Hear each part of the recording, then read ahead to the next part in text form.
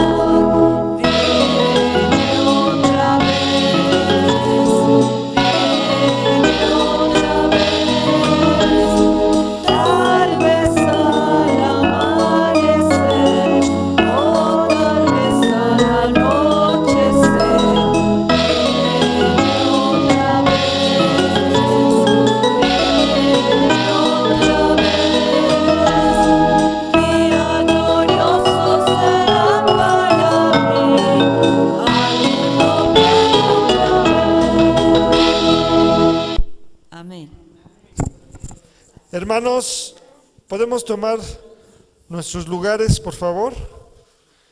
Y vamos invitar a Juan Carlos a que pase para que nos termine de dar el estudio de Primera de Corintios, del 15, del 35 al 58, porque el otro fue del 1 al 34. Entonces, adelante, Juan Carlos. No sé si quieres.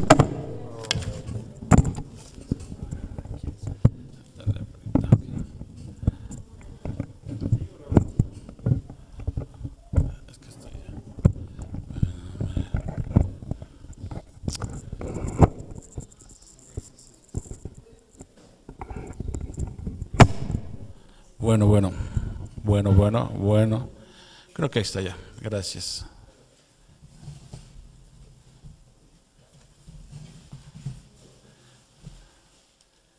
¿Ya están listos? Are you ready?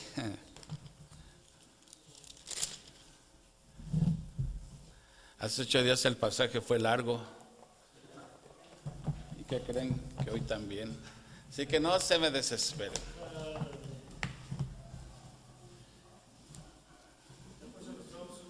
Sí.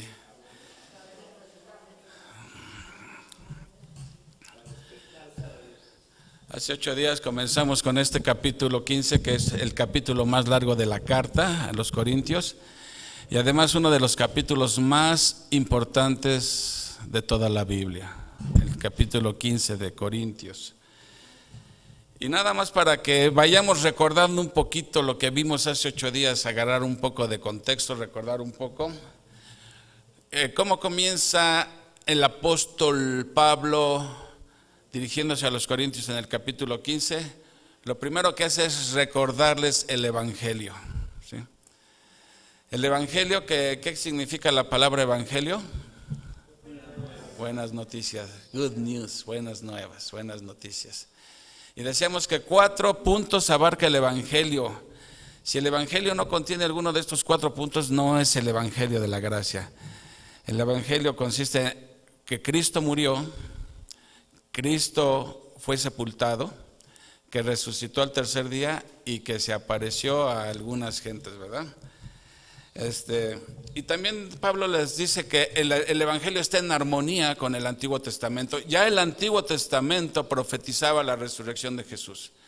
O sea que la enseñanza de la resurrección no era algo que Pablo se estaba sacando de la manga. El Antiguo Testamento ya preveía la resurrección del Señor Jesús en el libro de Isaías, en Salmos.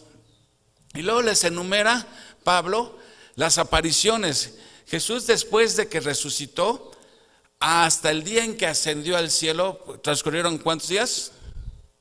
40 días. Durante esos 40 días se estuvo apareciéndoles a algunos. Dice Pablo que al primero que se le apareció fue a Cefas. Pablo no menciona a las mujeres porque sabemos que a las mujeres se les apareció primero. Pero Pablo no menciona a hombres, a Cefas, ¿sí? Se le apareció a Cefas, dice después se le apareció a los 12, que era el grupo de los apóstoles, que aunque en ese momento no eran 12, se les conocía como el grupo de los 12, ¿sí? Y después se le apareció a más de 500 personas al mismo tiempo, para que no pensaran que fue alucinación masiva ni nada. Y dice, y después se le apareció a los apóstoles nuevamente, a Jacobo, al medio hermano de Jesús, Santiago o Jacobo se le apareció. Y al último, dice Pablo, al último se me apareció a mí, como un abortivo, ¿sí? Pablo les enumera nada más estoy repasando. Y recuerdan que Pablo decía que él no se sentía digno de ser llamado apóstol. ¿Por qué? Porque fue perseguidor de la iglesia, ¿verdad? Pero la misericordia de Dios siempre, ¿sí? Luego dice Pablo, esto surge porque había muchos corintios que estaban cuestionando la resurrección, influidos por la filosofía griega, porque la filosofía griega creía en la inmortalidad del alma, pero en lo que no creía en la inmortalidad del cuerpo. Entonces andaban ahí metiendo sus ideas medio raras y estaban haciendo dudar a algunos corintios. Y Pablo les dice, mira, supongamos por un momento que no hubiera habido, que no existe tal cosa como resurrección de muertos. Supongamos que eso. Entonces, si no existe resurrección de muertos, entonces Cristo tampoco resucitó, ¿no? Ahora vean todas las consecuencias que traería todo esto. Si Cristo no resucitó, entonces dice, vana es nuestra predicación. Nada más le estamos haciendo al cuento. Somos hallados testigos mentirosos por el que estar diciendo que resucitó cuando no resucitó. Peor aún, dice, vuestra fe es vana. Si tú crees que Cristo no resucitó, vuestra fe es vana.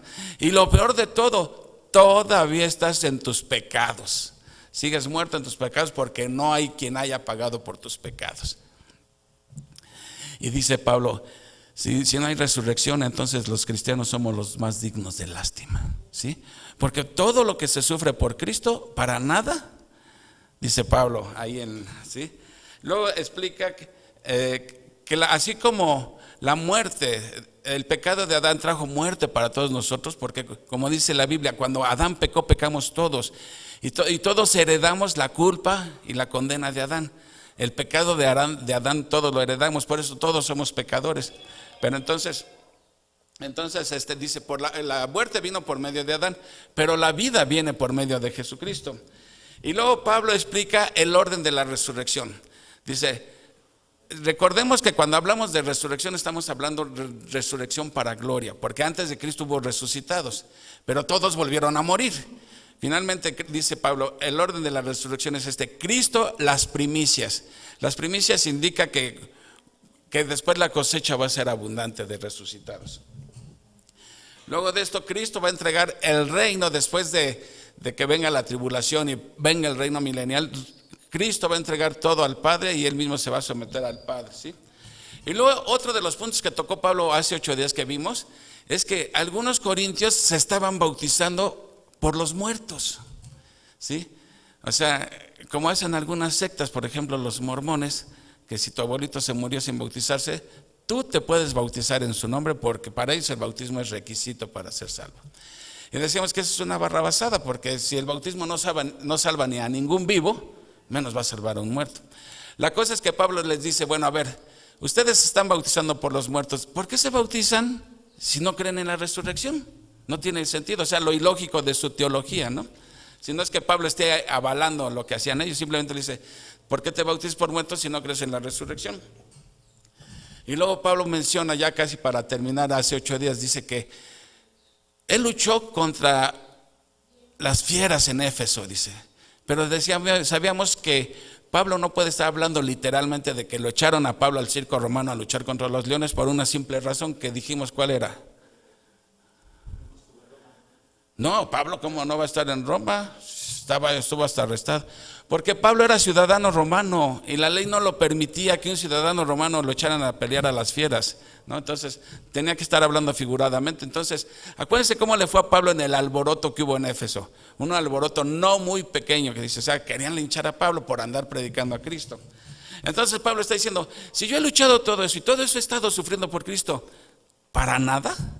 Para nada, o sea, dice lo absurdo de pensar que no hay resurrección. Entonces estoy exponiendo mi vida todos los días, ¿y para qué? Para nada.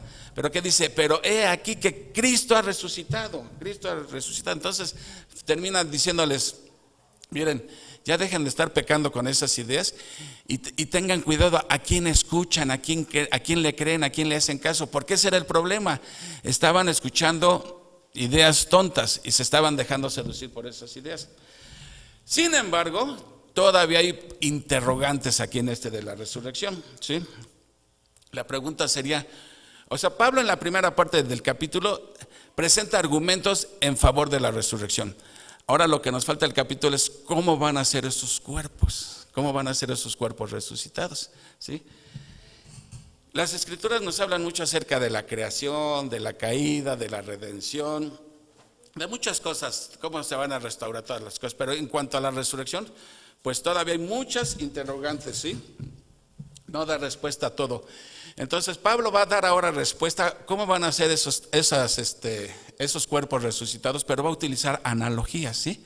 Ilustraciones para que podamos entender cómo va a ser ese cuerpo. Luego nos va a hablar de la necesidad de ese cuerpo celestial, explica por qué es necesaria la transformación y finalmente nos da a un mandato a estar firmes, ¿sí? Así que vamos a comenzar hoy con los versículos que nos faltan y vamos a orar primeramente al Señor. Amado Padre Celestial, Señor, te damos las gracias, Señor, porque nos has dejado este bello libro que es tu palabra, Señor, para poder ser enseñados por medio de ella, Señor. esta mañana, Padre, que continuamos con el capítulo de la resurrección, del día más glorioso que ha habido hasta el día de hoy. Te pido, Padre, que me ayudes a explicar este pasaje, Señor, que nos des a todos un corazón entendido, un corazón abierto, un corazón a ser enseñado por tu palabra, por medio de tu Santo Espíritu, Señor. Ponemos este tiempo en tus manos, rogándote que sea de edificación para nuestras vidas. En el nombre de Cristo te lo pedimos. Amén. Bueno, vámonos al capítulo 15, versículo 35. ¿Sí? Voy a leer del 35 al 38. Ya estamos en Corintios 15, versículo 35. Fíjense, dice Pablo: pero dirá alguno, ¿cómo resucitarán los muertos? ¿Con qué cuerpo vendrán? Es el mismo, segundo versículo, 36. Necio, lo que tú siembras no se vivifica si no muere antes. Y lo que siembras no es el cuerpo que ha de salir, sino el grano desnudo, ya sea de trigo o de otro grano. Pero Dios le da el cuerpo como Él quiso y a cada semilla su propio cuerpo. Primero aquí Pablo está mencionando dos preguntas. ¿Cuáles son esas dos preguntas? ¿Cómo resucitarán los muertos? ¿Y con qué cuerpo vendrán? O sea, pensar, ¿acaso es posible que un cuerpo, un difunto, vuelva a la vida nuevamente? Y si eso es posible, ¿con qué clase de cuerpo vendrá? ¿Va a ser el mismo cuerpo? ¿Es un cuerpo diferente? Si es el mismo cuerpo, entonces ¿por qué se habla de resurrección? ¿Sí? Pablo va a utilizar primero una analogía, pero fíjate cómo dice: ¿cómo resucitarán los muertos y con qué cuerpo vendrán? Aquí puede ser, que es lo más seguro, que son preguntas, ¿cómo les suena a ustedes? ¿Preguntas sinceras o preguntas irónicas, en tono como de burla? ¿A qué les suena? ¿A qué piensan que sea? Dice Pablo, pero alguno dirá, ¿cómo resucitarán? ¿Con qué cuerpo? ¿Será realmente una pregunta sincera o se están mofando de Pablo, de su enseñanza? ¿Cómo lo sabemos? Exactamente, porque les dice necio, tonto, por no decirle más feo. Dice, o sea, esto indica que se están burlando de Pablo. Ah, sí, ¿y con qué cuerpo van a venir, Pablito? Como cuando se acuerdan que Pablo fue a Éfeso, ahí ante los filósofos griegos, que habló de la resurrección, que le dijeron, sí, Pablito, ya después te escucharemos, otro día que tengamos tiempo te seguimos escuchando estas ideas que traes. O sea, en tono de burla. Entonces Pablo les dice, necio, lo que tú siembras no se vivifica si no muere antes. Mira, aquí Pablo está diciendo, el camino para la resurrección, lo primero que se requiere es la muerte. Y va a poner el ejemplo de, como dice aquí, lo que tú siembras no se vivifica si no muere antes. Y lo que siembras no es el cuerpo que ha de salir, sino el grano desnudo, ya sea de trigo o de otro grano. O sea, Pablo va a utilizar una ilustración. ¿Ustedes recuerdan cuando en la primaria nos hacían que pusiéramos un frijolito en un frasco de vidrio con algodón mojado? Ahí poníamos el frijolito. El frijolito tiene una forma, es duro, seco y todo. ¿Qué pasa al resto de los días? Se va ablandando, empieza a desaparecer realmente el grano, empieza a crecer raíces, empieza a salir un tallo y todo. ¿Y qué quedó del frijol? Nada. Ya no hay semilla ahí. Ahora hay una planta. Pablo está tratando de explicar, mira, el cuerpo que va a brotar de ahí, así como la semilla es una cosa y la planta es otra cosa, ¿hay o no hay relación entre ellos? Hay relación entre ellos, o sea, molecularmente hay relación, o sea, hay continuidad, pero es totalmente diferente ahora. ¿Qué es mejor? ¿Qué es más bonito, el grano o la planta? La planta es 1000 veces mejor que el grano. Pablo está poniendo el ejemplo, ¿sí? Que el cuerpo humano, ¿sí?, que se siembra, que se sepulta, ¿sí?, es como si fuera el grano, ¿sí? Está muerto ya, pero de ahí va a brotar una vida, va a surgir un cuerpo resucitado que es muchísimo mejor que el cuerpo que se sembró. Entonces, aquí vemos una cosa, por un lado hay continuidad y por otro lado hay discontinuidad. Por un lado hay continuidad porque hay relación entre lo que se siembra y lo que brota. O sea, si siembras maíz, va a brotar una planta de maíz. Si siembras trigo, va a nacer trigo. O sea, hay relación y sin embargo son muy diferentes las cosas. Entonces, Por un lado hay continuidad y por otro lado hay discontinuidad. Fíjense, se agarra la semilla, se entierra la semilla, ¿sí? Muere la semilla, se desintegra la semilla, ¿sí? Pero Dios, de esa semilla que ha muerto, Dios genera vida. ¿Y qué brota de ahí? Una planta hermosa, ¿sí? Una planta que es mucho más hermosa que el grano. Ahora, ¿quién hace que de esa semilla salga la vida? ¿Quién? Dios es el único que tiene poder para hacer eso. Entonces Pablo está explicando, si Dios tiene el poder para hacer que de una semilla que muere brote vida, lo mismo va a hacer con nuestro cuerpo. Ahora fíjense, la persona, aquí en el caso de un humano, la persona muere y después se entierra. Fíjense, la semilla primero está viva, hay vida en la semilla, se entierra y muere. Pero en el caso del humano es al revés, primero muere y después se entierra. ¿Cómo es que sale vida? La semilla está viva, muere y brota vida.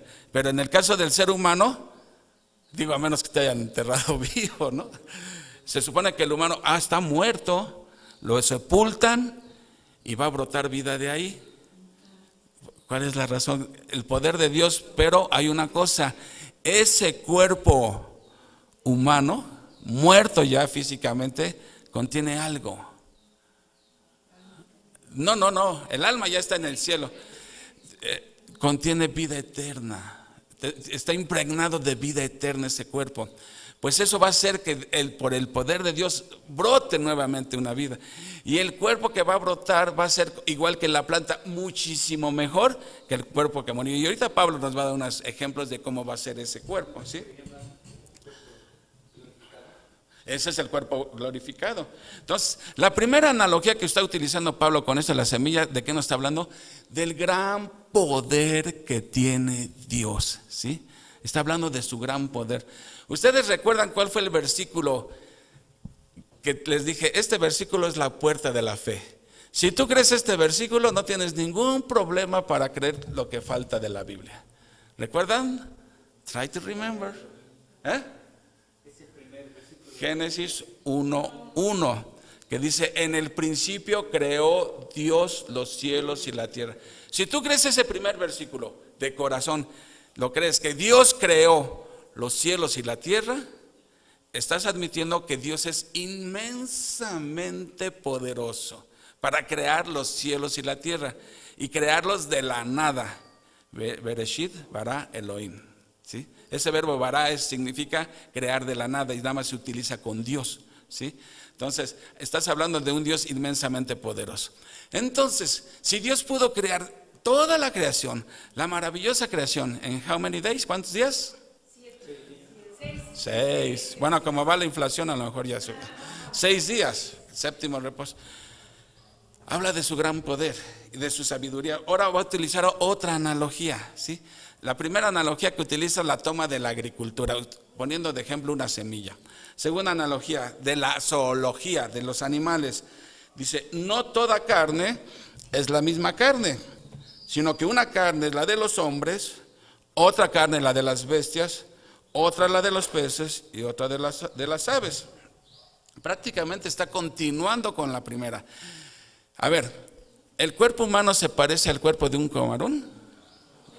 De un camarón. ¿El cuerpo de un elefante se parece al cuerpo de un águila? O sea, hay tantísima variedad de cuerpos. ¿Cómo un pez puede respirar dentro del agua? Dios hizo ese cuerpo. Es otro tipo de respiración branquial. A nosotros nos dio respiración pulmonar. Un ser humano no puede vivir dentro del agua. Bueno, algunos se la pasan en el agua, pero esa es otra agua. O sea, Pablo está diciendo gran variedad, ¿sí? Es la multiforme gracia de Dios. Cómo Dios pudo crear tantísimos cuerpos y todos diferentes entre sí. ¿De qué habla esto? Del gran poder que tiene Dios y de su sabiduría, ¿sí? Dios ha diseñado una variedad de cuerpos, ¿sí? Tercera analogía que va a usar Pablo, ahora la va a tomar de la astronomía. Fíjense, dice en el 40, y hay cuerpos celestiales y cuerpos terrenales, pero una es la gloria de los celestiales y otra la de los terrenales. Una es la gloria del sol, otra la gloria de la luna y otra la gloria de las estrellas. Pues una estrella es diferente de otra en gloria. Bien dicen, no hay dos estrellas iguales en el universo. ¿De qué nuevamente está hablando aquí Pablo? Del gran poder que tiene Dios, ¿sí? De la diversidad de cosas que puede crear Dios. Ahora, cuando dice hay cuerpos celestiales, no está hablando de ángeles ni de demonios ni nada. Está hablando de cuerpos tangibles, de astros. ¿Cuántos astros hay en el universo? Incontables. Y dice que no hay dos estrellas iguales, ¿no hay? ¿De qué habla? ¿A qué Dios le estamos creyendo? ¿En qué Dios estamos confiando? En un Dios infinitamente poderoso, sabio, ¿sí? Entonces, dice, tanto en los cuerpos celestiales como en los terrenales hay gran diferencia, ¿sí? Pero todos tienen su propia gloria que Dios les da. Por ejemplo, tú te admiras de ver la luna, ver una estrella hermosa, pero lo mismo te causa admiración ver una montaña, un bosque, un río, el mar. Como todos tienen su reflejo, su resplandor de gloria, y Dios le da a cada uno su propio resplandor de gloria, ¿sí? Es más, aún entre los cuerpos celestes hay diferencias entre uno y otro. Como dice, el sol es de una manera, brilla de una manera, la luna brilla de otra manera, las estrellas brillan de otra manera. No cabe duda que estamos confiando en un Dios grande, grande y majestuoso. Ahora, si Dios puede hacer todo eso, tanto con la semilla, como tener tantos cuerpos, variedad infinita de animales, variedad infinita de cuerpos celestiales, terrenales, pregunto, ¿no será capaz de vestir de gloria a un cuerpo humano? Resucitarlo, levantarlo. Dios ya ha demostrado su gran poder, ¿sí? Ahora, estas analogías las va a aplicar al caso humano. O sea, él ya explicó las analogías ahora para que entendamos. Dice en el 42, ¿sí van conmigo? Sí. Así también, así como lo que acaba de explicar, de cómo se manifiesta el gran poder de Dios, dice, así también es la resurrección de los muertos. ¿Qué quiere decir esto? Que así también Dios tiene el poder para levantar a un muerto de la tumba y darle un cuerpo glorificado. Ya habíamos visto su poder al resucitar. ¿A quiénes recuerdan que resucitó Cristo? ¿O qué resurrecciones hubo en el Nuevo Testamento? A Lázaro fue uno. ¿A quién más? A la hija de Jairo, otro joven que no sé de dónde era. En el Antiguo Testamento Eliseo también al hijo de la viuda. O sea, resurrecciones ya habían habido, pero todos volvieron a morir. Ninguno resucitó para no volver a morir. O sea, volvieron a resucitar con su cuerpo corruptible. Vean aquí lo que dice aquí. Se siembra en corrupción. O sea, este cuerpo, tu cuerpo, ¿sí?, que está afectado por el pecado, eso es lo que se va a enterrar. Está afectado por el pecado. Por eso dice, se siembra en corrupción, porque tenemos cuerpos corruptibles. ¿Qué quiere decir corruptibles? Que se echan a perder. Se echan a perder, no son cuerpos perfectos. Eso es lo que es. ¿Y cómo se va a resucitar? En incorrupción. Sabemos que toda la creación es esclava de la corrupción. Toda. ¿Por qué? ¿Por qué toda la creación es esclava de la corrupción? ¿Quién maldijo la creación?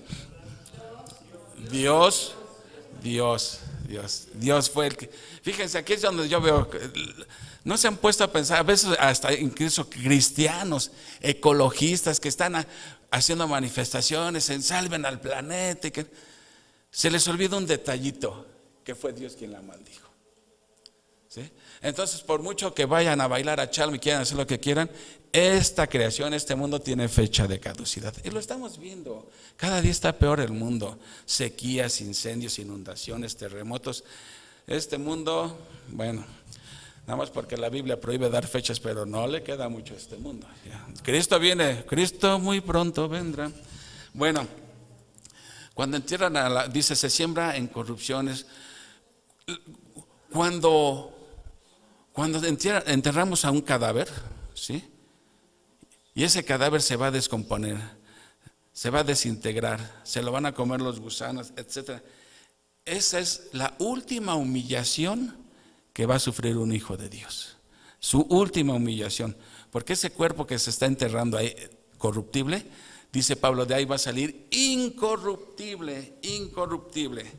¿Cómo será un cuerpo incorruptible? Vean Filipenses 3:21. Nada más para que nos demos una idea del cuerpo del que va a salir de la tumba. Filipenses 3:21. Es más, desde el 20 vamos a leer. ¿Ya lo tienen, mis hermanos? Dice 20. Mas nuestra ciudadanía está en los cielos, ¿sí? De donde también esperamos al Salvador, al Señor Jesucristo, el cual, ¿qué va a hacer Cristo? Transformará el cuerpo de la humillación nuestra, ese cuerpo que está ahí pudriéndose, lo va a transformar para que sea que semejante a qué, al cuerpo de la gloria suya.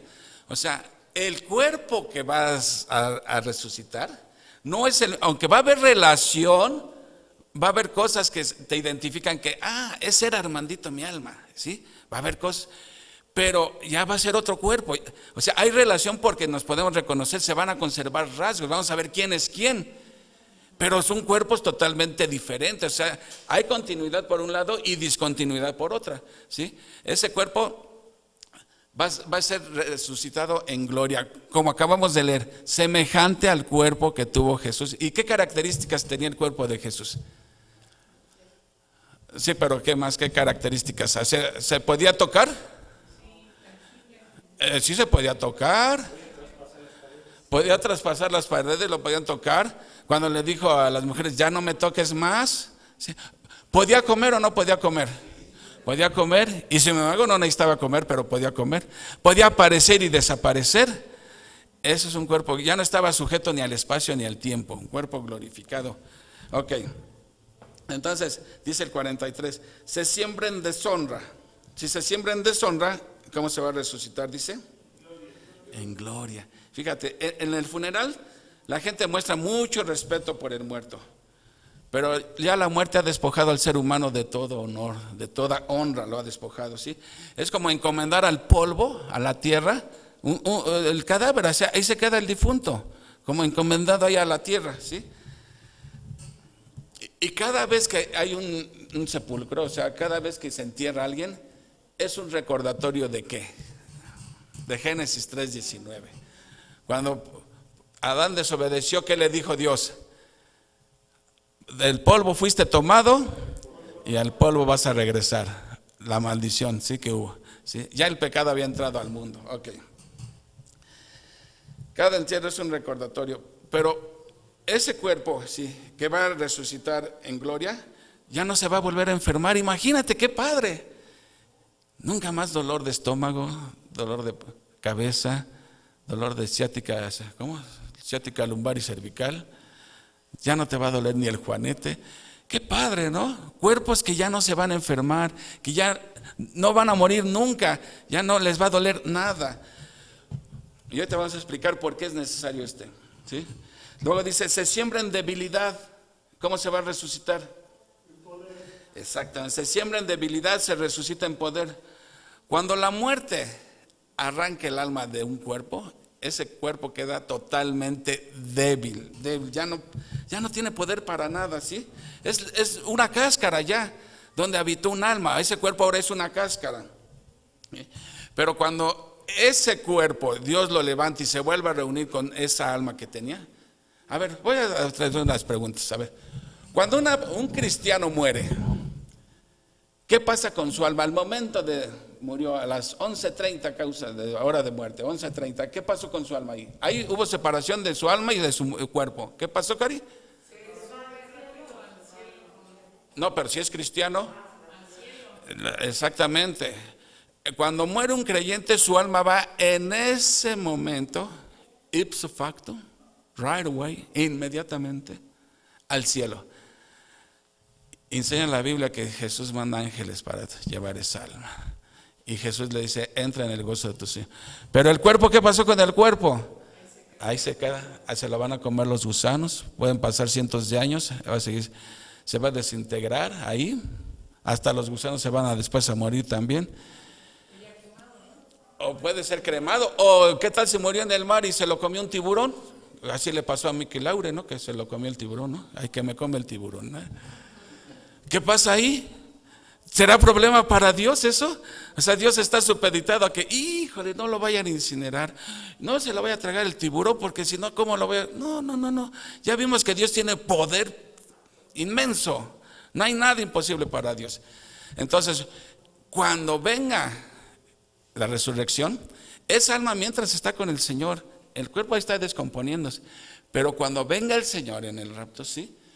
Esas almas que vienen con Cristo, y van a salir los cuerpos de cada alma a juntarse en el cielo, ¿sí?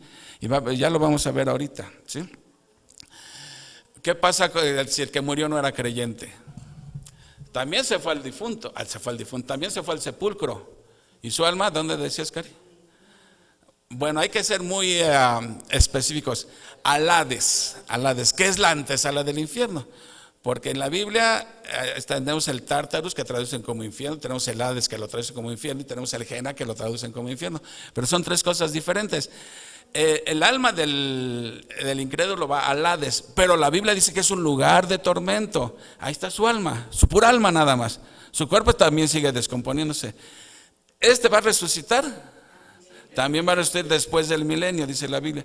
Entonces, el Hades va a entregar las almas que hay en él, y van a salir los cuerpos de estos a otra vez unirse con su alma. Cuerpos que sufren, no son cuerpos glorificados, cuerpos que van a sentir el dolor.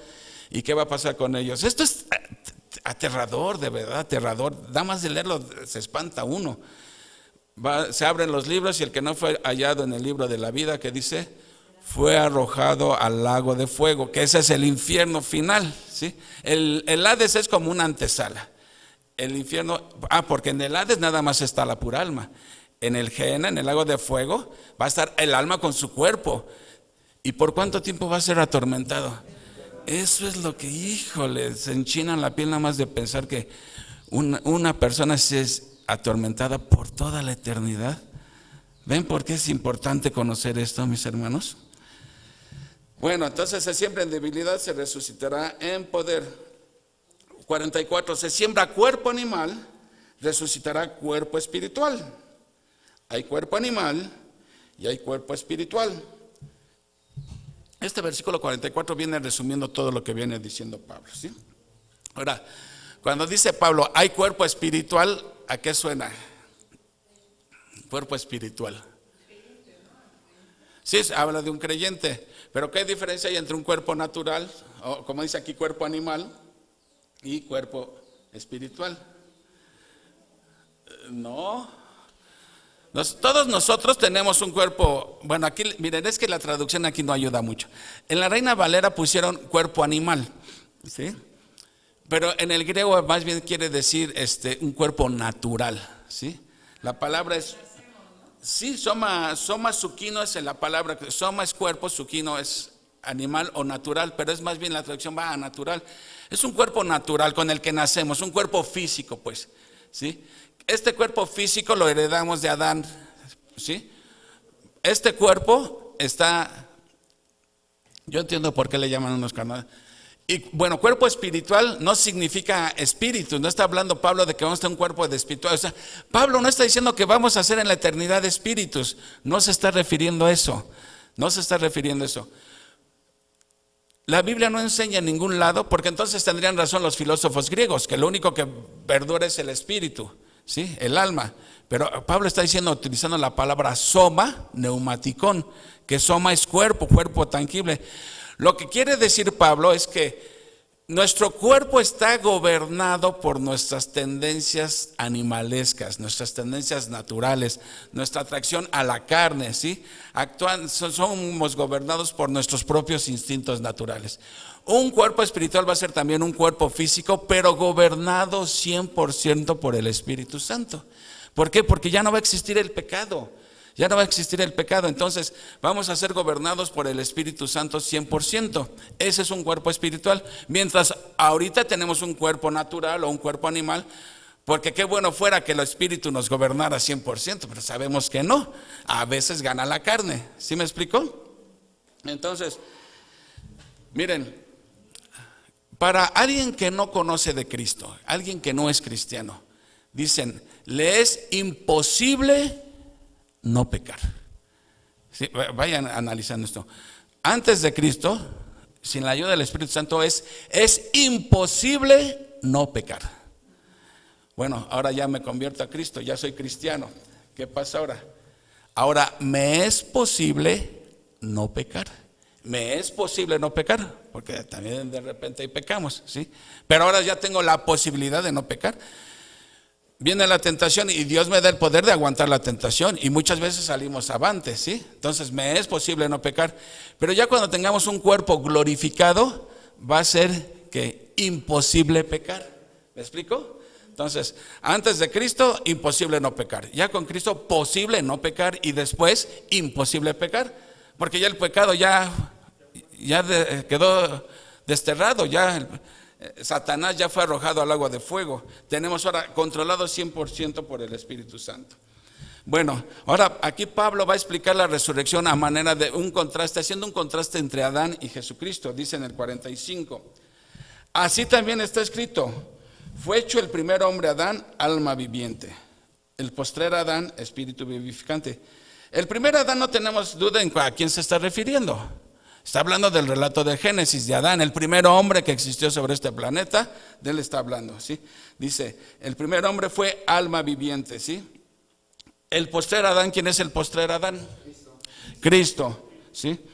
En una versión dice el último, o sea, no hay segundo ni tercero, nada más hay dos, el primero y Cristo, ¿sí? Espíritu vivificante, pero Adán recibió la vida, dice, llegó a ser alma viviente, recibió la vida.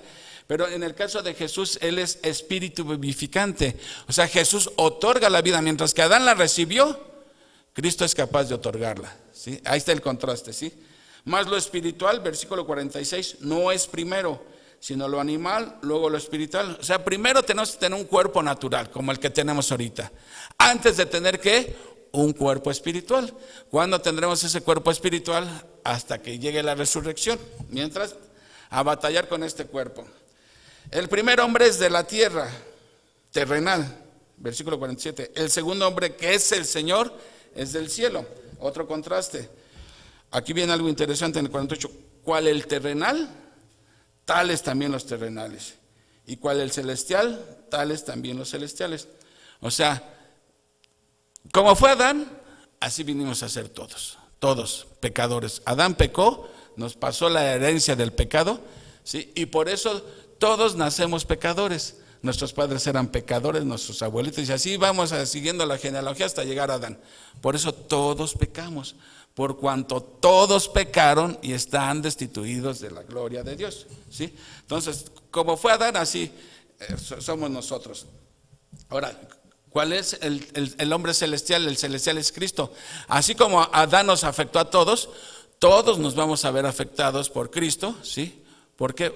Porque Él nos atribuye sus méritos. No es que nosotros vivamos la vida perfecta de Cristo, es que Cristo nos la atribuye como si nosotros la hubiéramos vivido cuando ponemos nuestra fe y nuestra confianza en Él, ¿sí? Así como hemos traído la imagen del terrenal toda nuestra vida, traeremos también la imagen del celestial.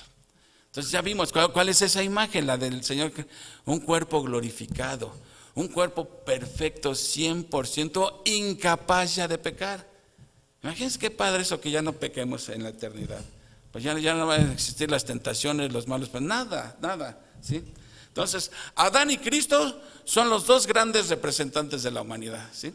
Entonces, para ser un terrenal y morir en tus pecados, ¿qué se requiere? Estar en Adán. Para tener un cuerpo glorificado y ser salvo, ¿qué se requiere? Estar en Cristo. ¿Y cómo se está en Cristo? Exactamente.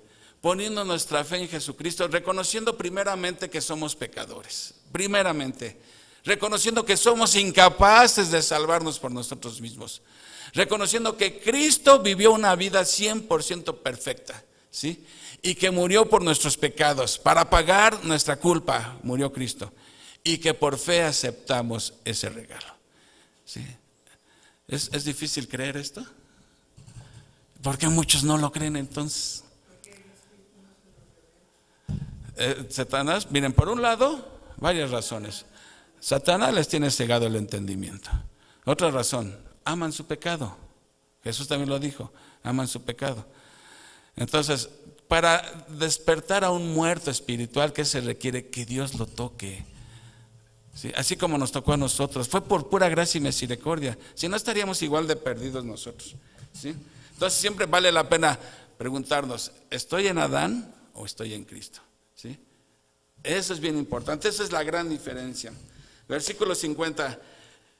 Pero esto digo, hermanos, que la carne y la sangre no pueden heredar el reino de Dios, ni la corrupción hereda la incorrupción. ¿Por qué dice Pablo eso? Miren, porque estos cuerpos que tenemos ahorita, estos cuerpos en los que invertimos dinero, ¿sí? Estos cuerpos que se enferman cada rato, no están diseñados para la eternidad, no sirven para. En primer lugar, son cuerpos corruptibles, ya vimos, que se envejecen sin agraviar, digo. Se enferman, se van a morir, ¿sí? No sirven para la eternidad, no sirve. O sea, imagínate que el Señor te llevara al cielo así. En primer lugar, somos pecadores. ¿Y cómo vamos a estar pecadores enfrente de la santidad de Dios? Entonces también ahí hay otro problema. Entonces, este cuerpo no puede heredar la vida eterna, así de simple y de sencillo. Entonces, ¿cómo le hacemos? Dios lo va a resolver eso. Dios lo va a resolver. Se necesita para entrar al cielo tener un cuerpo incorruptible, un cuerpo puro y santo, ¿sí? Controlado 100% por el Espíritu, ¿sí? Pero nosotros no somos capaces de hacer eso. Tenemos que esperar a que Dios lo haga. ¿Y cuándo lo va a hacer Dios? Cuando venga la resurrección. Entonces sí, ya no vamos a tener estos cuerpos. Bueno, va a haber similitud. No creas, como les dije hace 8 días, que vas a heredar la cara de Brad Pitt. Ay, mira, ahora me parezco a Brad Pitt y yo me parezco a Madonna. Y no. Va a haber, digo, ¿por qué decimos esto? Porque los discípulos reconocieron a Jesús, sabían que era Jesús, ¿sí? Lo tocaron, etcétera. Bueno, vean lo que dice aquí. He aquí, versículo 51. Ya ven cómo ahora voy más rapidito que hace 8 días. He aquí, os digo un misterio. No todos dormiremos. ¿Qué significa eso de no todos dormiremos? ¿Cómo se le llama esa figura del lenguaje? No, empieza con eu y termina con femismo. Un eufemismo, ¿sí? He aquí os digo un misterio, no todos dormiremos. O sea, Pablo está diciendo algo que para entonces nadie lo sabía. Todos saben, ¿sí?, que todo mundo va a morir, ¿sí? Y también desde el Antiguo Testamento se presenta la doctrina de la resurrección. Ahí en Daniel habla de la resurrección. Pero lo que nadie sabía era que muchos no van a morir. Muchos no van a morir. Muchos van a morir, pero muchos no van a morir. Entonces, si Pablo está diciendo que para tener un cuerpo glorificado necesitas morir, y ahora nos está diciendo que no todos vamos a morir, entonces, ¿qué va a pasar ahí? You're right. Aquí digo, no todos dormiremos, pero todos seremos transformados. ¿Qué quiere decir esto? A ver, supongamos que el Señor Jesús llega en este momento. Van a resucitar primero, como vamos a ver ahorita. Primero van a salir los muertos, los cuerpos, esos cuerpos que ya estaban desintegrados, van a volver a salir de la tumba, de donde estén, van a salir con un cuerpo glorificado, a unirse con su alma, ¿sí? Pero ¿y los que estamos aquí, que no hemos muerto? Sí, pero dice, Dios te tiene que transformar. Imagínense con estas llantas si voy a poderme yo elevar. Dios tiene que serme ligerito. ¿Me explico? Entonces Dios te va a transformar. Así como ellos salieron con cuerpos glorificados, Dios te va a transformar y te va a dar un cuerpo glorificado, así como globos de gas entonces para arriba. Esto parece de ciencia ficción, pero eso es lo que enseña la Biblia y ahorita lo vamos a ver eso. Miren, dice, todos seremos transformados. 52, ¿qué dice? En un momento. ¿Saben cuál es la palabra griega para momento? La palabra átomo. Átomo. Que se supone que hasta entonces se creía que era la partícula más pequeña en la que se puede dividir la materia. Ahora ya se sabe que ya hay electrones, protones, se puede. Pues allá tenemos una física. Bueno, dice, en un momento, o sea, en un átomo de tiempo, o sea, en la parte más indivisible. Y por si alguien no lo entiende, dice, en un abrir y cerrar de ojos. Un abrir y cerrar de ojos es un pestañeo. ¿Cuánto dura? Imagínate, una persona pestañea y dura menos de un segundo. ¿Cuánto le va a tomar a Dios hacer esto? ¿Tendrá el poder para hacerlo? Por eso Pablo ya explicó que tiene Dios mucho poder, ¿sí? Esto es increíble. Dice, porque se tocará la trompeta. Y cerrar los ojos. A la final trompeta, porque se tocará la trompeta. Todo esto está sucediendo. ¿Qué nos indica esto? Esta trompeta nada tiene que ver con las trompetas que salen en Apocalipsis. Porque algunos creen que es la trompeta de Apocalipsis, pero no han leído Apocalipsis, porque después de la trompeta sigue otra serie de juicios que son las copas. Entonces no está hablando de la última trompeta. Esas son trompetas de juicio. ¿Qué uso tenían las trompetas en el Antiguo Testamento? Exactamente, era como anunciar una convocatoria. A ver, va a haber reunión afuera del tabernáculo. Y ya sabían que cuando sonaba la trompeta todos a reunirse. Bueno, de alguna manera va a sonar la trompeta porque va a haber una magna reunión en el cielo. Dios está llamando por esto. ¿Qué nos indica? ¿Que el rapto va a ser visible? No. Pues a poco en un abrir y cerrar de ojos te vas a dar cuenta que, ¿sabes? Caray, aquí estaba. O sea, pero va a ser audible. Por lo que oímos, no va a ser visible, pero va a ser audible, ¿sí? Porque va un ruido, ¡pum! Se oyó un ruido. ¡Ay, qué fue eso! Aquí estaba Armandito comiéndose una garnacha y ya se me fue sin pagar. Va a decir la garnachera que no es creyente porque ya se quedó, ¿sí? Ahí se quedó la garnacha. Oye, pero el regreso de Cristo, su segunda venida es así, es visible, porque dice, y todo ojo le verá. El rapto es así, no es visible, es audible, pero el regreso de Cristo, después de la tribulación que regrese Cristo, fíjate qué interesante dice en la tribulación, viene por nosotros, dice por sus santos, viene por sus santos. En Apocalipsis dice, viene con sus santos. ¿Entiendes? Ahí venimos ya. Y según lo que dice la Biblia, todos montando caballo. Así que tomen clases porque no quiero que hagan el oso y se me anden cayendo a la mer. Feliz a tu sobrino que les dé clases. Ok. En un momento, en un abrir y cerrar de ojos, a la final trompeta, porque te tocará la trompeta. Y los muertos resucitados, y los muertos serán resucitados incorruptibles. Y nosotros seremos transformados, ¿sí? Utilizando voz pasiva. No es que nosotros nos transformemos, vamos a ser transformados, vamos a recibir la acción. En el griego dice voz pasiva. Porque es necesario que esto corruptible se vista de incorrupción. ¿Por qué es necesario que lo corruptible se vista de incorrupción? Pues sí, porque si no, no puedes entrar. Es como si te metes a una fiesta, tienes que ir con la ropa adecuada. Para entrar al cielo tienes que ir con el cuerpo adecuado. Y un cuerpo incorruptible, cuerpo 100% glorificado, ¿sí? Y esto mortal se vista de inmortalidad. Y cuando esto corruptible se haya vestido de incorrupción y esto mortal se haya vestido de inmortalidad, ¿sí? Entonces se cumplirá la palabra que está escrita. Sorbida es la muerte en victoria. ¿Dónde está, oh muerte, tu aguijón? ¿Dónde, oh sepulcro, tu victoria? Ya que el aguijón de la muerte es el pecado y el poder del pecado la ley. Fíjense todo lo que está diciendo aquí Pablo. Cuando esto corruptible, cuando todo esto suceda, ¿sí? Dice, se cumplirá la palabra que está escrita. ¿Entienden qué es eso de sorbida? Porque ya es un lenguaje actual, un lenguaje de hace muchos años. Quiere decir tragada. Bueno, da la idea de absorbida. Tragada. En algunas versiones dice, la muerte es tragada. Y eso es una cita que está haciendo Pablo de Isaías 25:8. En Isaías 25:8 dice, Dios destruirá a la muerte para siempre. Fíjese, Dios va a matar a la muerte, va a destruir la muerte. Dice, ¿dónde está, oh muerte, tu aguijón? Como cantábamos hace rato. ¿Dónde, oh muerte, dónde está tu triunfo? ¿Dónde, oh sepulcro? ¿Dónde tu victoria? Aquí está de donde la saca Pablo. Y Pablo está citando Oseas 13:14 que dice, oh muerte, yo seré tu muerte, seré tu destrucción. O sea, Dios está diciéndole a la muerte, oh muerte, yo seré tu muerte, seré tu destrucción. Bueno, cuando suceda la resurrección, ahí se va a cumplir lo que está escrito. Dios destruyó la muerte, ya la muerte no tendrá potestad sobre nosotros, ¿sí? En otras palabras, el Señor Jesús va a vaciar todas las tumbas de los creyentes. Las va a vaciar todas.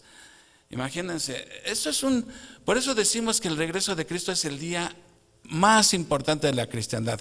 Es el único día que falta por cumplirse.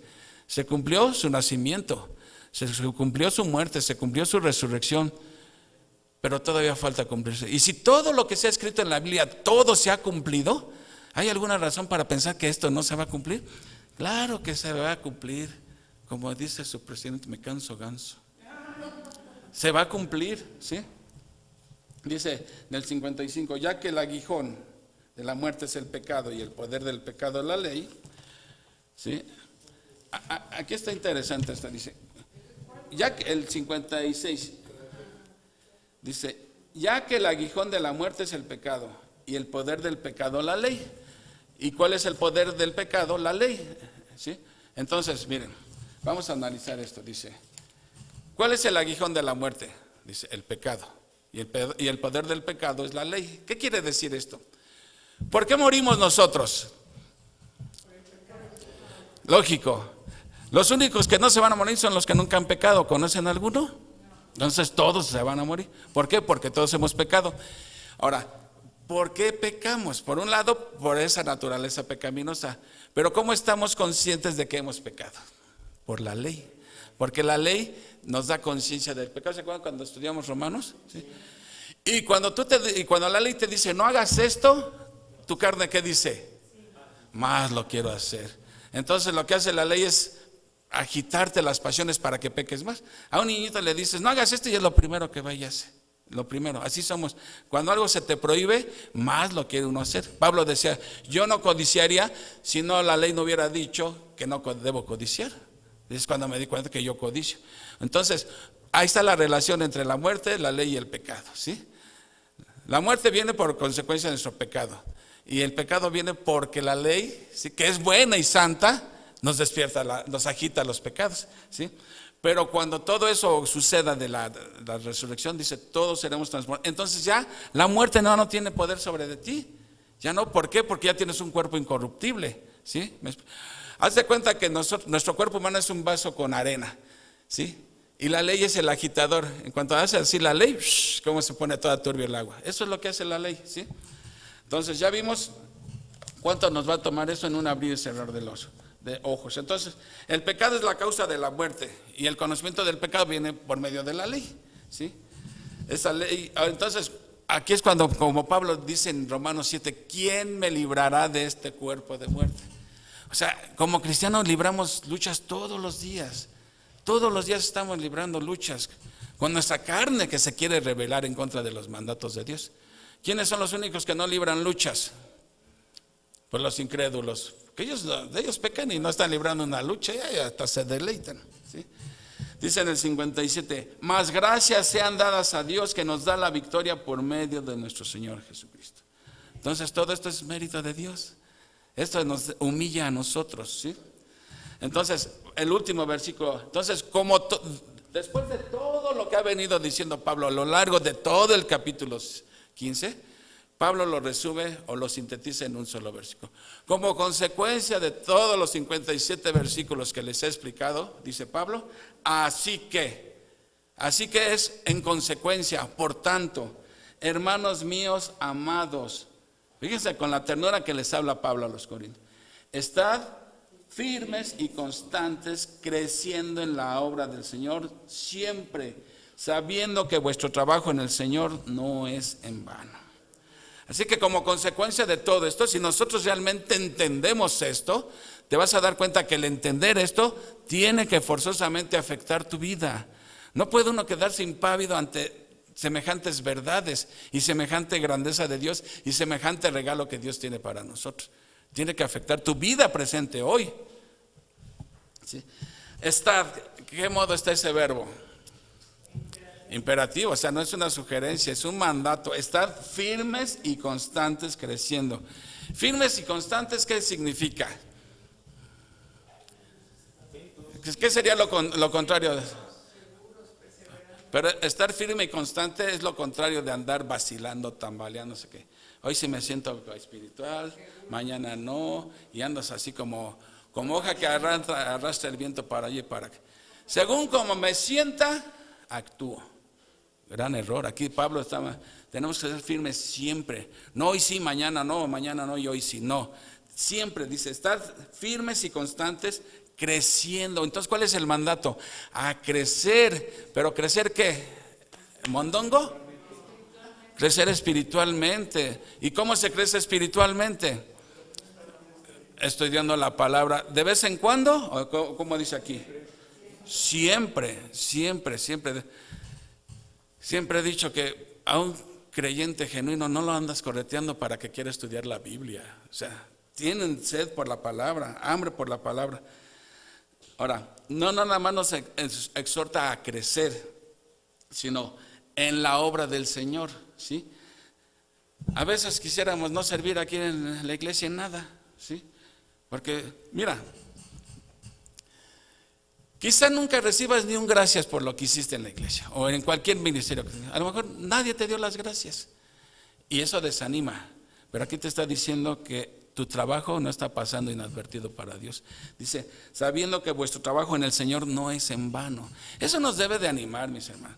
A veces yo también siento desánimos, con ya ganas de tirar la toalla.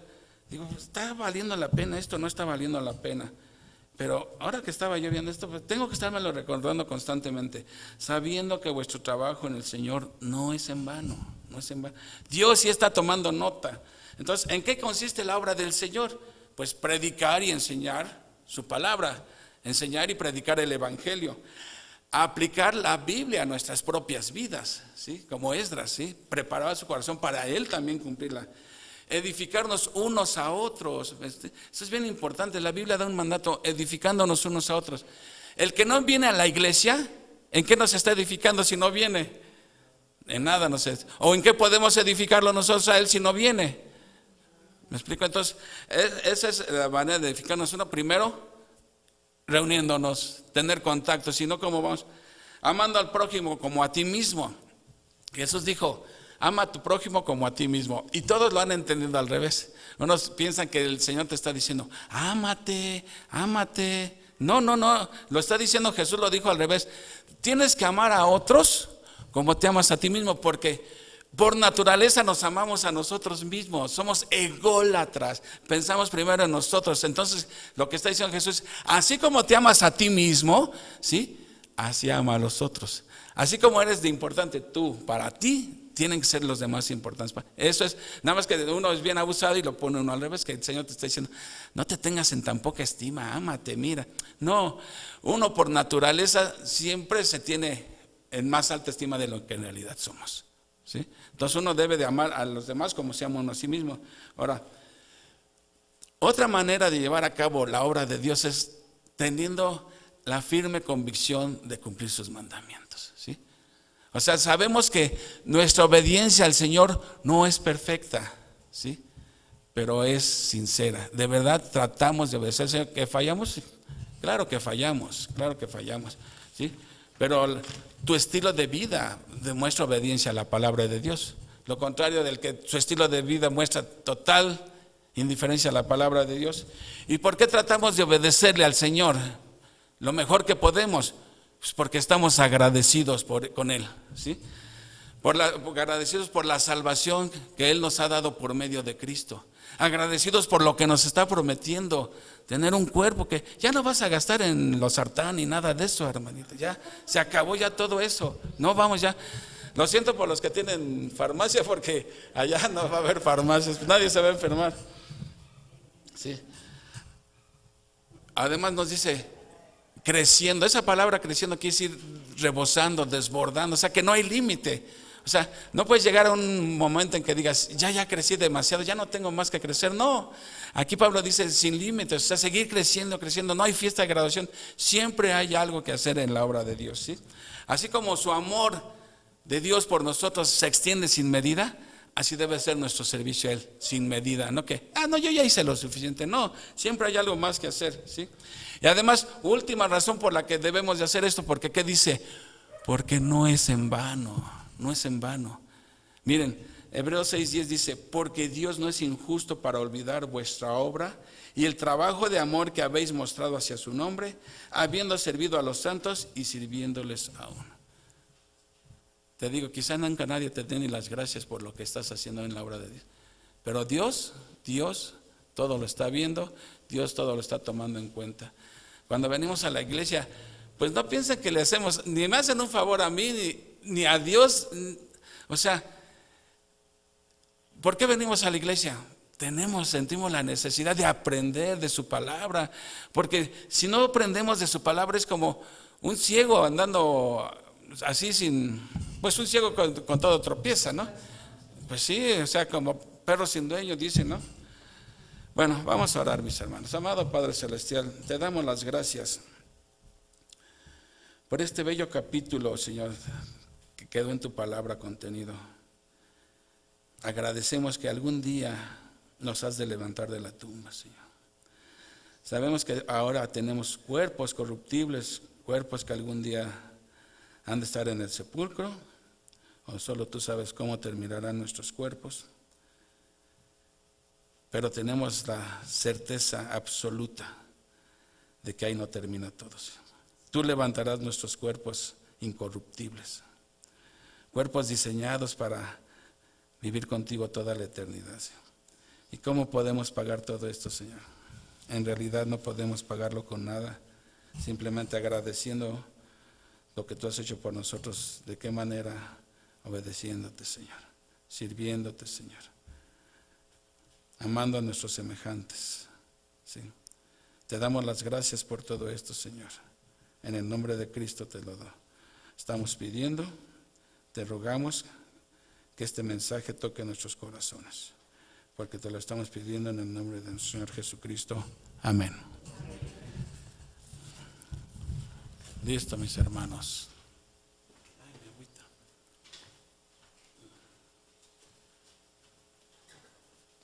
Gracias, Juan Carlos.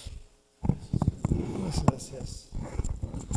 Bueno, hermanos, pues estuvo fuerte esta predicación, ¿verdad? Pero bueno, vamos a pasar con un canto más con Leticia y Patti. Ah, es Viri, es que no.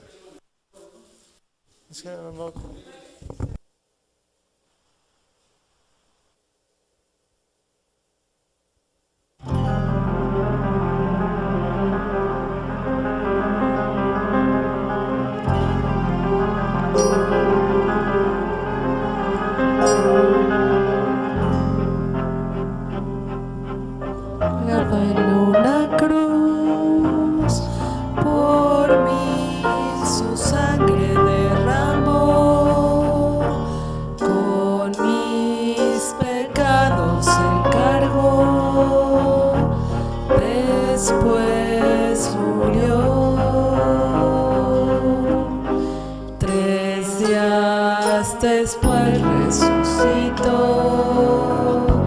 pues a la muerte él venció, garantizándome también mi resurrección. Amén. Colgado en una cruz, por mí su sangre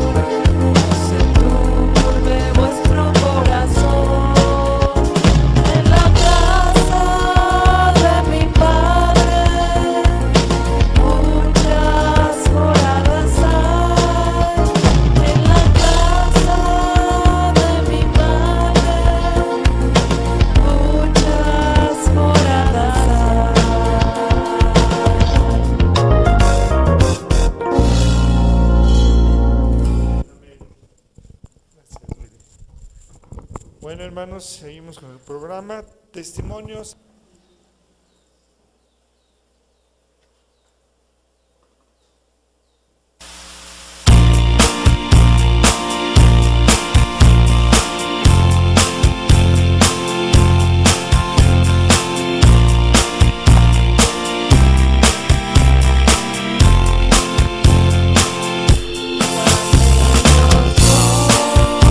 Los viajes que anuncia hoy, noticias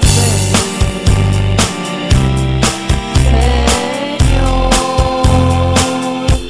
predica paz, proclama gozo y salvación, reina Dios. Reina Dios, Reina Dios, Reina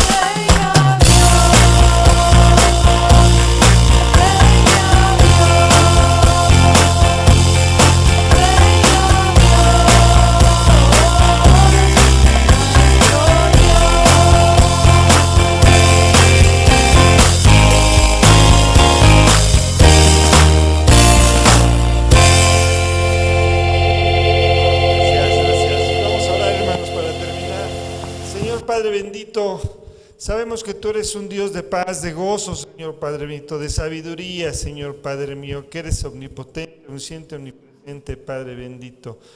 Gracias, Señor Padre Santo, por haber puesto tu mirada en nosotros, en tus hijos, Señor Padre Santo.